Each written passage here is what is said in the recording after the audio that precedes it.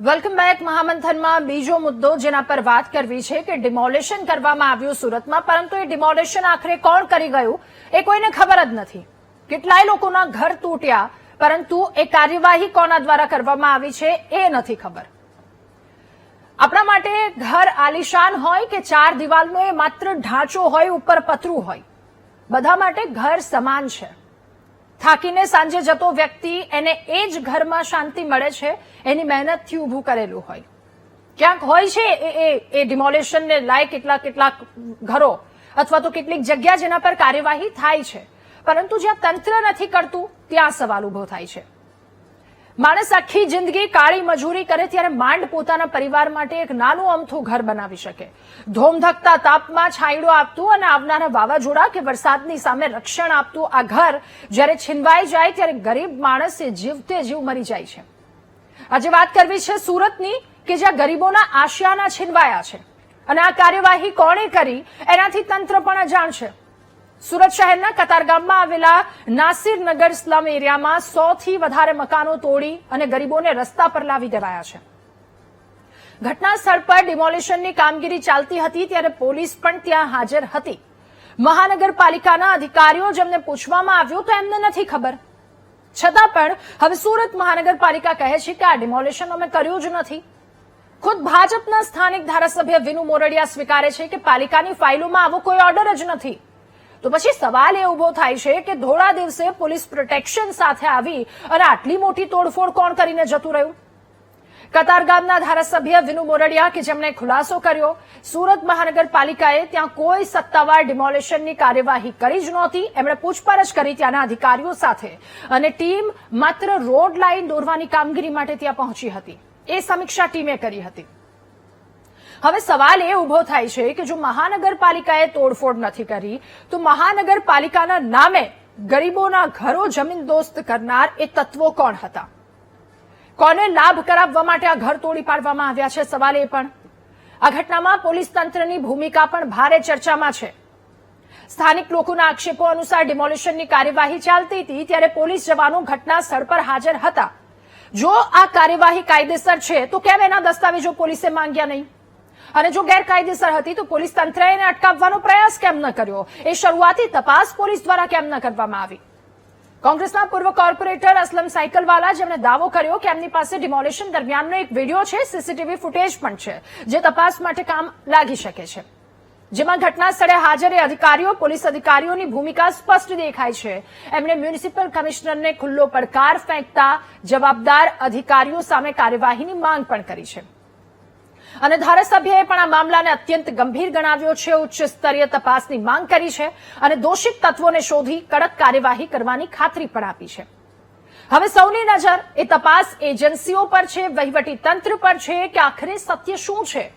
ગરીબોના ઘર તોડવાનો આદેશ કોણે આપ્યો અને આ સમગ્ર ઘટનામાં ભૂમિકા કોની હતી? જવાબદારો કોણ છે? જવાબદારો ક્યારે સામે આવશે અને એ જવાબદારોની સામે કાર્યવાહી ક્યારે થશે? આ તમામ સવાલોની સાથે કરીશું મહામંથનનો આ બીજો મુદ્દો.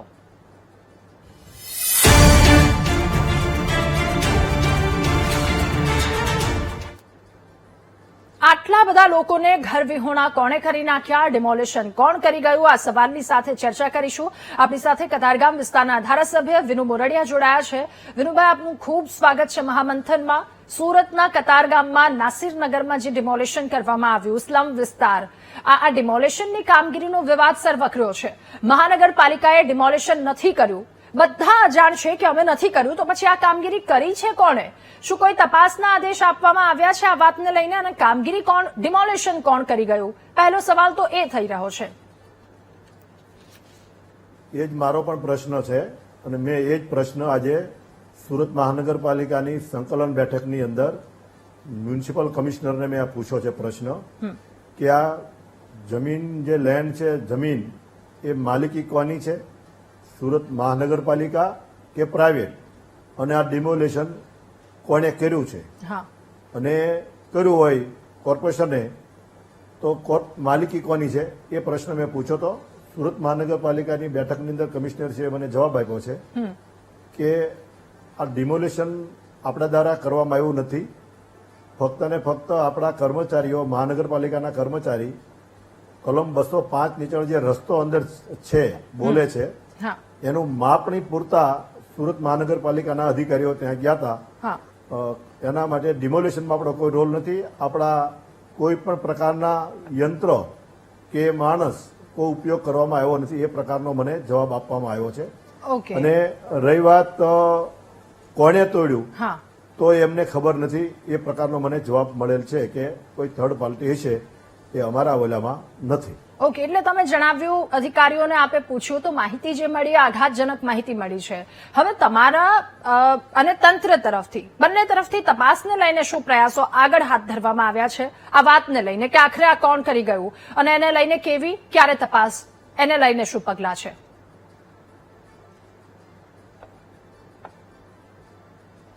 વિનુભાઈ, એ સવાલ કે આ આખરે કામગીરી કોણ કરી ગયું, તંત્ર દ્વારા શું કોઈ પગલાં હાથ ધરવામાં આવ્યા છે અથવા તો આપના તરફથી આ વાતને લઈને શું હવે આગામી પગલાં રહેશે, આગામી તપાસ શું હાથ ધરવામાં આવી છે? હવે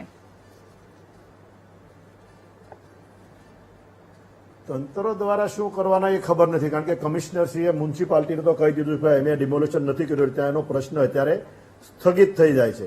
એને જે જવાબ સંકલનની અંદર આપ્યો, હવે એમાં કોઈ ક્ષતિ અથવા તો એમાં કોઈ માલુમ મને પડે તો એ પછીનો પ્રશ્ન છે. અત્યારે એમણે જે જવાબ આપ્યો એ અત્યારે મેં એનો જવાબ મેં એનો સ્વીકાર્યો છે.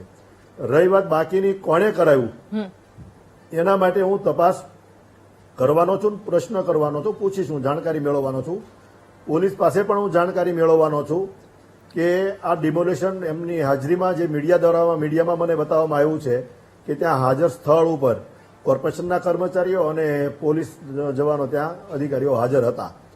તો એમને કોણે મોકલ્યા, કોણે બોલાવવામાં આવ્યા, કોની બંદોબસ્તની માંગણી હતી કે એમ નામ હતું, અથવા તો કોણે કર્યું, એ પ્રત્યક્ષ જે આના પીડિતો છે એ અને ત્યાં પ્રત્યક્ષ પોલીસ હતી, આ લોકોને ખબર હશે, એટલે એ હું પૂછવાનો છું આગળની માહિતી. ઓકે, એટલે ઘટના સ્થળે ખાખી વર્દીમાં જે પોલીસ જવાનો તૈનાત હતા, જો આ ડિમોલેશન સત્તાવાર નહોતું તો પોલીસે તોડફોડ કરનાર ગેંગ પાસેથી મહાનગરપાલિકાનો ઓર્ડર કેમ ન માંગ્યો, એ સત્યતાની ચકાસણી કેમ એમના દ્વારા ન કરવામાં આવી? શું કોઈ પોલીસને પૂછપરછ આ વાતને લઈને કરવામાં આવી છે અથવા તો જે વિડીયો સામે આવ્યો એમાં દેખાઈ રહ્યા છે એમને કોઈ પૂછપરછ? એ વાત હજી મેં એ જ હમણાં વાત કરી કે મેં એ વાત હજી એને પૂછવાનું બાકી છે. આજે બપોરની સંકલન હતી એમાં મેં આજ પ્રશ્ન આ કર્યો હતો. મને તો એવું હતું કે કોર્પોરેશનને કર્યું હશે, જેમ આપને મીડિયા લોકોને પણ એવી માહિતી હતી, મીડિયા દ્વારા જ મને આ માહિતી મળી. મને ત્યાંથી કોઈ લોકલ પબ્લિક દ્વારા કોઈ મારી પાસે કોઈ જાણકારી આપવામાં નથી આવી, પરંતુ મારા વિસ્તારની અંદર આ ઘટના બની છે અને જયારે ચર્ચાનો વિષય બન્યું છે ત્યારે મારે માહિતી માગવી મારા માટે જરૂરી થઈ હતી અને એ માહિતી મેં માગી છે. એ માહિતીમાં મને મેં આગળ જણાવ્યું એ પ્રકારનો જવાબ મળ્યો છે. આગળ હું પોલીસને મારે પૂછવાનું બાકી છે. હજી હું પોલીસને પણ પૂછીશ કે આમાં કોણે કઈ રીતે કર્યું છે.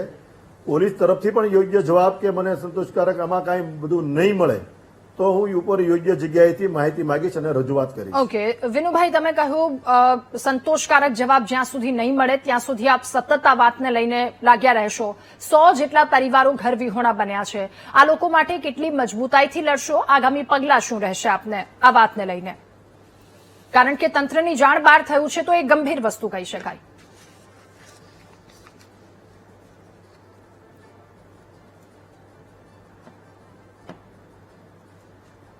વિનુભાઈ, અવાજ આવી રહ્યો છે?